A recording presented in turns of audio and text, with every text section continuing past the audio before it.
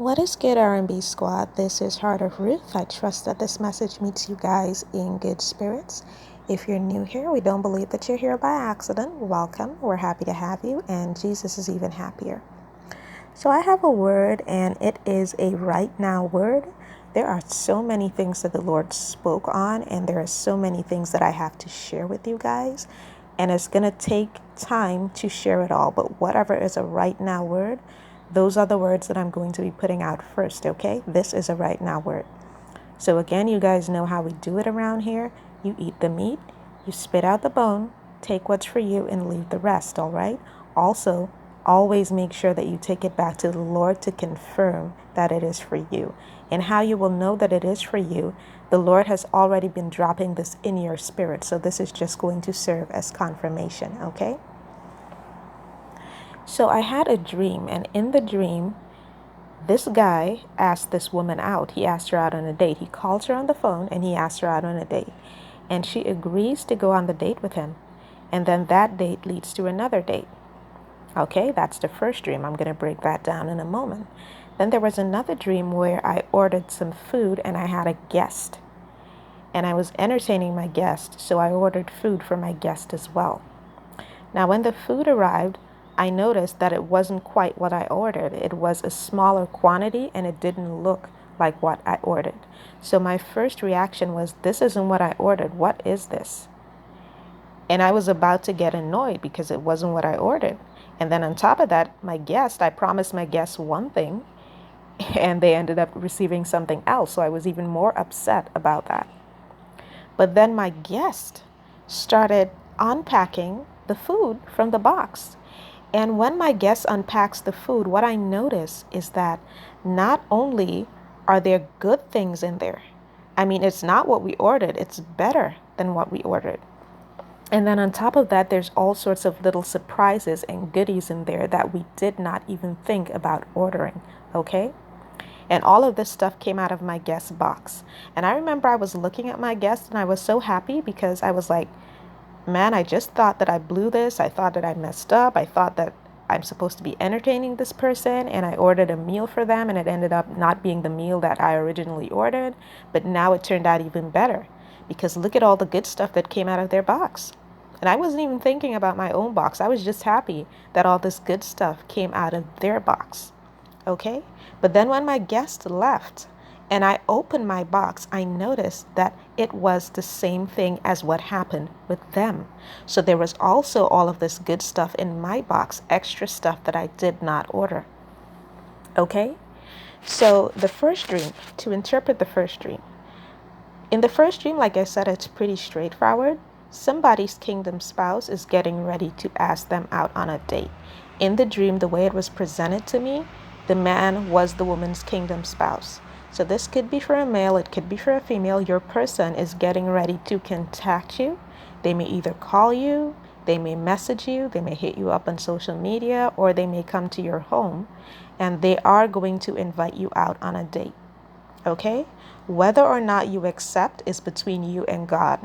But the woman in the dream, she accepted. So there's that. Now the second dream. Guys, for whoever this is for, the Lord is getting ready to give you more than what you asked for. And you know why He's going to give you more than what you asked for? Because you've been standing in the gap for other people. Notice in the dream, my primary concern was my guest. I wanted to make sure that my guest had a good meal. And when I saw that my guest ended up receiving much more than what I ordered for that person, I was happy. I was cheering them on. And it's the same thing in real life. For some of you, you have been standing in the gap for someone. You have been cheering them on because you've seen them receive their blessing and much more than what they expected. And the Lord is saying, now it is your turn.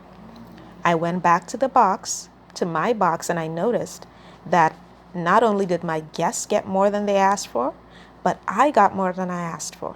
Okay? So you ask the Lord for something.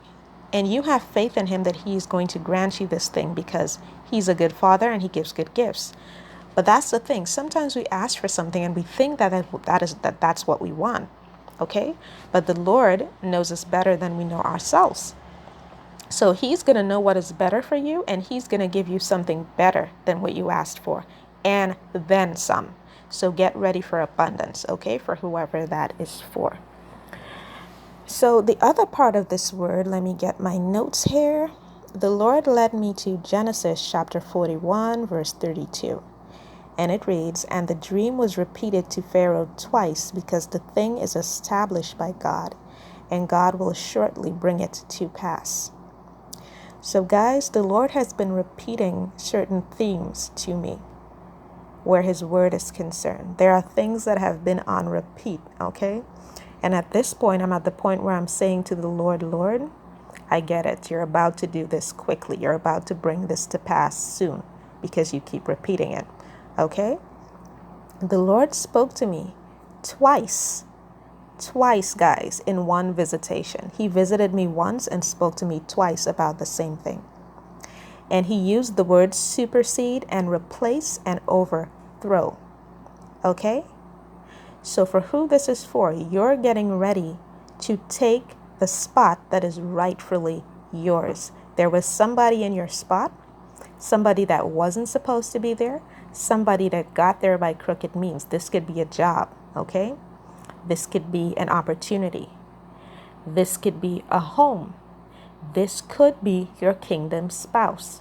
There may be somebody there right now, a counterfeit, who isn't supposed to be there. They know they're not supposed to be there. The Lord has shown them sign after sign that they're not supposed to be there. They got there by crooked means. They use witchcraft, they use manipulation, and that's how they wormed their way into your person's life. But the spot was always yours. It was always supposed to be for you. They only got there because of their manipulation and because of their schemes and because of their lies and their fabrications and their witchcraft. But it was rightfully your spot. So the Lord is saying that they're about to be overthrown. Anything or anyone who is in your spot is about to be forcefully overthrown. And there is nothing they can do about it. And not just that, but he used the word supersede. So they're about to be superseded. That means that job where somebody is in your spot, when you receive the spot that is rightfully yours, everyone around you is going to know that it was an upgrade, that you're the better choice, okay? When you receive your home, it's going to be an upgrade, all right? When you end up with this person that the Lord had for you all along, your kingdom spouse, everyone around you guys is going to see that you were the upgrade or that you are the upgrade. All right, so there's that. Those are God's words, not mine. So you guys can take that however you want to. All right. Now, the Lord also highlighted to me that someone is putting his or her house in order. Part of that is coming to get you. Okay. The Lord has emphasized freedom and being set free. If you guys have been following me for a while, you know how much I have put out words about being set free. Because he or she whom the Son of Man sets free is free indeed. And the Lord emphasized this 3 times in one visitation. Okay, not once, not twice, but 3 times in one visitation. Not to mention all the other times he mentioned it to me before. So there is a setting free for you and for your kingdom spouse, for whoever this is for. Matter of fact, not just in your situation with your kingdom spouse, whatever it is you're facing and you've been looking to the Lord for deliverance, he is about to set you free from it, okay? He also said that there is going to be a battle to the death. And you guys heard me say this just the other day. This is the 3rd time the Lord is repeating this to me. He repeated it. He said it to me the first time before I even had a YouTube channel. Okay, that was the first time he said it. The other day when I put it out in the word, that was the 2nd time. This is the 3rd time. He said that this is serious business. He has had enough of these people who are practicing divination and witchcraft, and this is about to be a battle to the death. And it's going to come to pass very shortly. So don't be surprised when you guys start seeing people just dropping, bodies just dropping around you. Just know that the Lord went ahead of you and he told you what to expect. Okay? So there is that. Let me see what else. He has said that he's promising to defend you and your household and your loved ones from these people who are dabbling in darkness. He's also said that this is a time of love for you. There is an emphasis on love. This is a time for you to receive love. This is a time for you to give love. All right? He's also said to someone, your person, because of all the things that they have been through, whoever you are and whoever this is for, your person has been through a lot. God is about to bless your person so much. For every hardship that they have had to encounter, He's about to grant them a blessing. Okay, so expect to see your person abundantly blessed. He also led me to 2 Kings chapter 23, verse 7. And he brake down the houses of the Sodomites that were by the house of the Lord, where the women wove hangings for the grove. And what that means is that any house that is being held together by witchcraft right now, or where there are dwellers practicing witchcraft, that house will be torn down. The fact that the Lord is speaking so much on this means that He has truly had enough. He is fed up. He has sent warning after warning after warning to these people. And I should interject here and say something. Now, some of you guys think that it's way harsh to hear the Lord say that He's coming to put people to sleep. He's coming to put people to death. But you guys have to understand that the Lord's judgments are righteous and true. He is never going to say something like that. He is never going to declare that He's going to war against someone until the death, unless He has sent them warning repeatedly, one after the other, and they have not paid Him any mind. So for a lot of these people who are about to face a death sentence, okay, that is what it is. They've been sentenced to death by the Lord. For a lot of these people who are about to face a death sentence, they're in this position because the Lord has spoken to them time and time again. He's spoken directly to them by sending them signs. He's spoken to them through His prophets. They have not been listening. And some of them, even now, they can see the signs all around them, and they're still ignoring it. Just like Satan, they're going down stubborn. They don't want to change. They truly have a reprobate mind. So He is saying that these people have been sentenced to death, and we are not to question His judgment when He gets to that point. Okay? So there's that.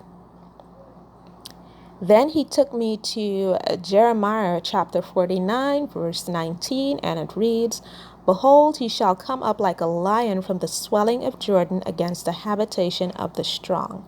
But I will suddenly make him run away from her. And who is a chosen man that I may appoint over her? For who is like me? And who will appoint me the time? And who is that shepherd that will stand before me? So basically, God is in hot pursuit of those who are hell-bent on bringing about your downfall. They will literally have to run away from you because they will know and understand that what is happening to them is a direct result of what they did to you, or a direct result of coming against you. Okay? The Lord again placed emphasis on replacing and dethroning. And He led me to Psalm chapter 9, verse 2. I will be glad and rejoice in you. I will sing the praises of your name, O Most High. He told me, girl, get ready to sing. He said, tell my people to get ready to sing and rejoice. And guys, I am a vocalist, okay? I sing the most when I'm happy about something. Even my family knows that. When they hear me singing, they're like, something good must have happened to her. Because they know that the time when I sing the most is when things are going well, when I'm happy. It is about to be well with you. The Lord said, get ready to sing. Get ready to rejoice. Okay, start rejoicing and praising God even now, because He is about to bring down the curtain on this thing. So celebrate.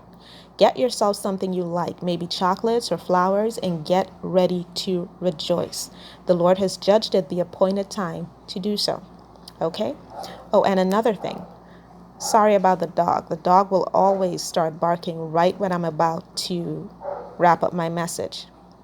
The Lord is saying that this series of events, it went into motion officially on March the 20th. So for some of you, this setting free of your person, this putting their house in order, this replacing and dethroning, it officially went into motion on March the 20th. And that date is going to be significant for some of you. Okay? So I hope this word blessed someone. I love you guys. I'll be back with another word as soon as the Lord releases me.